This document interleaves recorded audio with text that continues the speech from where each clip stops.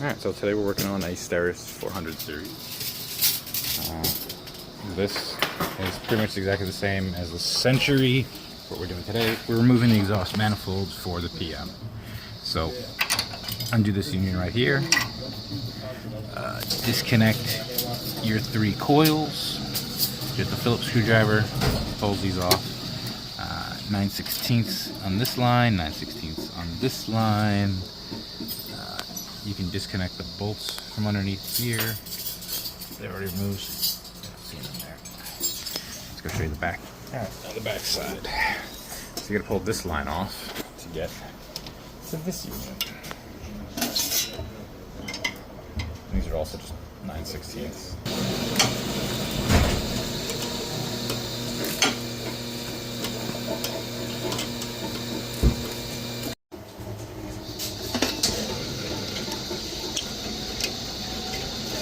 Double wrench this so you don't screw up the rest of the line back there. Just have the check valve.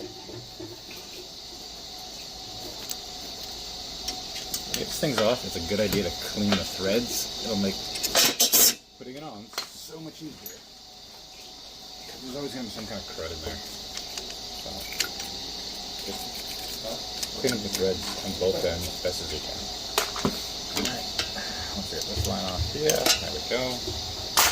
Out of the way, now get to the big guy. And you may need to double wrench this also. Now the direction I'm working in is just what I have this thing set up. Now it could be, on yours it could be reversed. You need a double wrench. So we'll need a double wrench to put it back together though. I have to go an extra step. Clean whatever I can. So clean up those threads. Make life so much easier on the reinstall. Make sure you get a nice, clean, smooth surface here.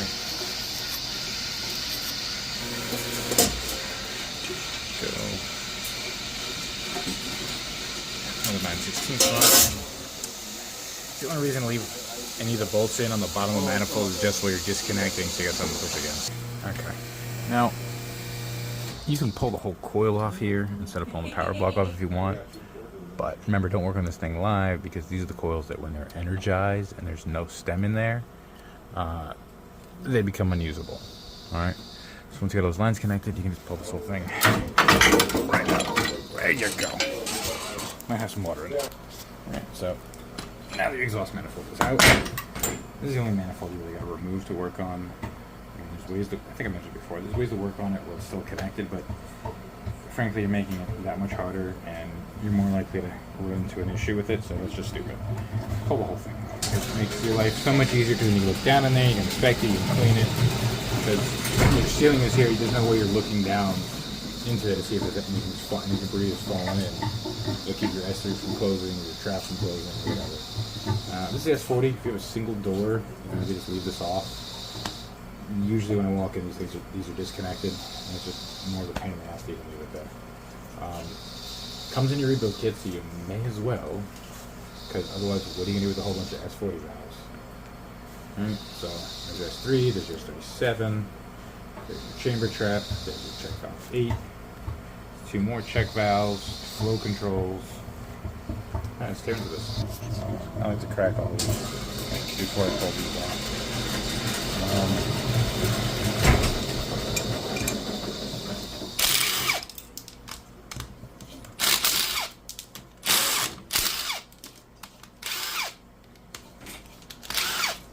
If it's your first time, I suggest doing these one at a time. I know where everything goes, so not a big deal. Great, nice.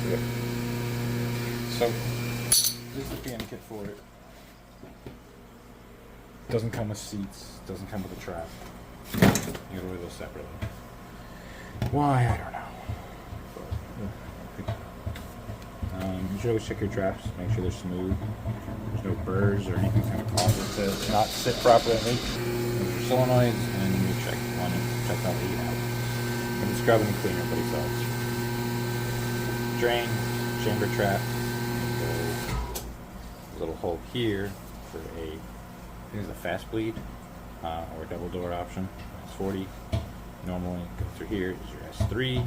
There's your check valve 8. It goes off to your heat exchanger. S37 to release steam pressure from your door, and the filter plug. Check valve. And here's those two check valves. Pretty nasty looking. Also, I found this thing in the drain. Some of you might think this is part of a water strainer. No, this is the drain basket that sits in the chamber to catch crap that goes down. It just rotted away and fell down, which was definitely causing some issues because when this gets clogged, nothing gets through, and they're going to have too long on evacuation or exhaust issues. Just have to fuck out of there. So this flow control right here, usually we just kind of measure how much thread you got there and you match that with your new one and you're fine, but that's assuming your system was working well, okay? Don't forget, seats, fingernail test. Just scrape your fingernail across it so you don't feel any catching, any burring, then it's good. And still clean the crap out of everything. Don't forget to pull out those old O-rings.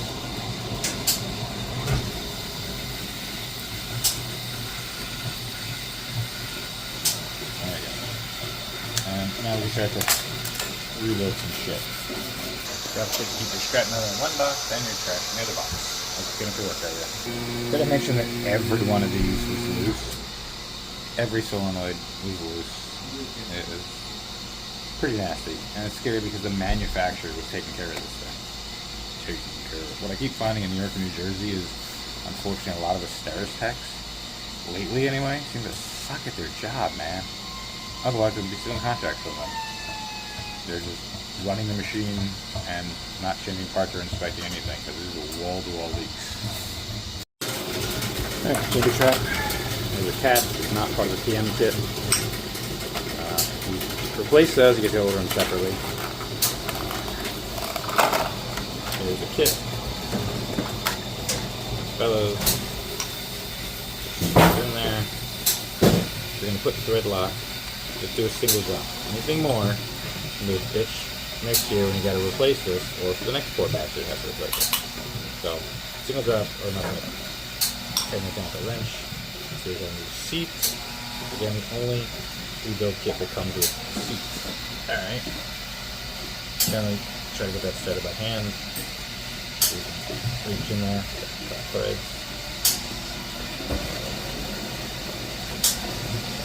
Let it go.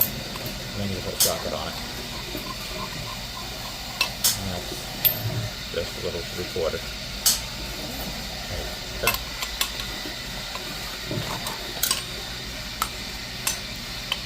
How long you look to expect? It's in the paperwork if you need it, but every time I see somebody with a torque wrench about that torque dispense, their shit's out of calibration or they just simply have no idea what they're doing. Here we are. Alright, S40. Let's see how much time we're really saving by skipping this. Again, it's also, I think, the fast and slow bleed. You look at the thing and see what it is, but, so open and close, time in here. Here's all those guts, yada yada. Don't grip everybody, everything. Yeah, remove the other one, so, I don't know. 15 seconds.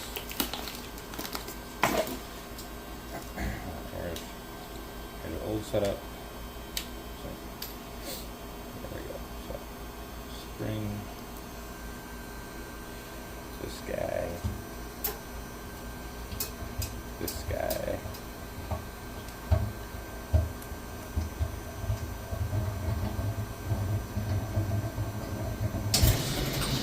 yeah, it's 15, so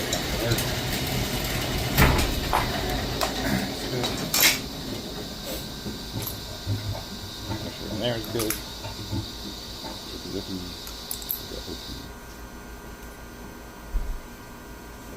On there. Oops. There. And again.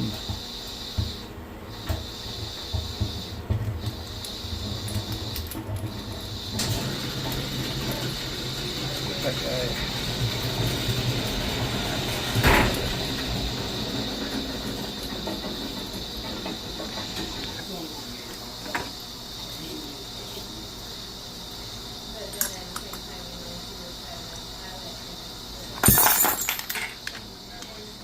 So, less than 2 minutes is what you say. That's stupid. Fully controlled. That. Boom. Screw this. Go. Now, chip for this. The whole purpose of this is to take out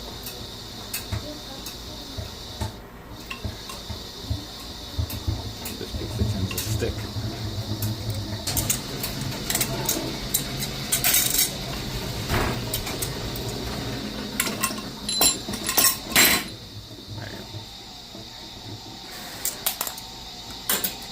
That's the link. Sorry, it's obstructed. Shove everything in.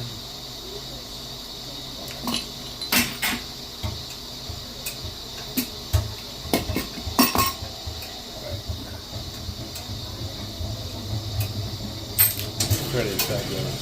Perfect.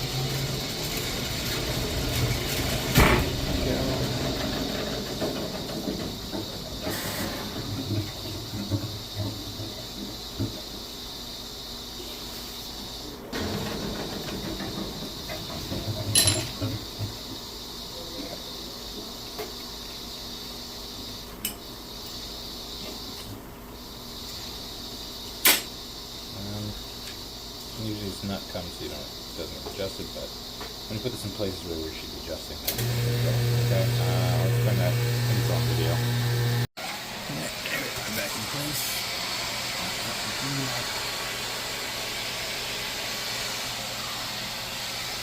This thing up. Good. And good.